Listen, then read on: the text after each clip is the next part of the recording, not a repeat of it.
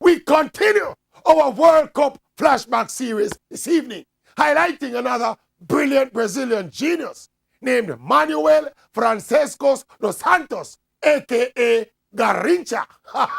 World Cup champion in 1958 and 1962. Garrincha's story is different. He had a deformed spine and his left leg was 6 centimeters shorter than his right leg, which caused that famous limp.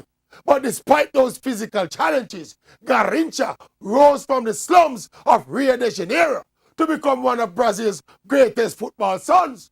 When Pelé got injured in the 1962 World Cup, Garrincha took over the Brazil team and indeed took over the tournament, scoring twice in the quarterfinals and twice again in the semifinals, as Brazil went on to win World Cup title number 2, with Garrincha named the player of the tournament.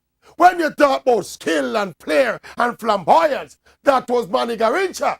He was known for his dazzling dribbles and skillful moves that would literally embarrass defenders.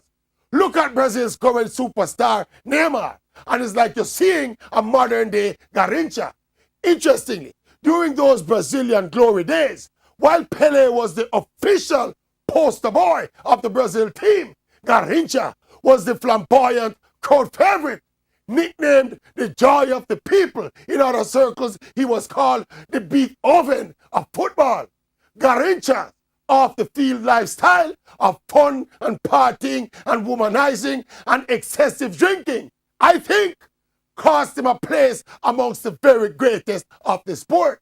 It's a lifestyle that would ultimately cost him his life in 1983 at the age of 49. Manny Garrincha, Brazilian football legend and World Cup winner. You hear that, Messi? World Cup winner.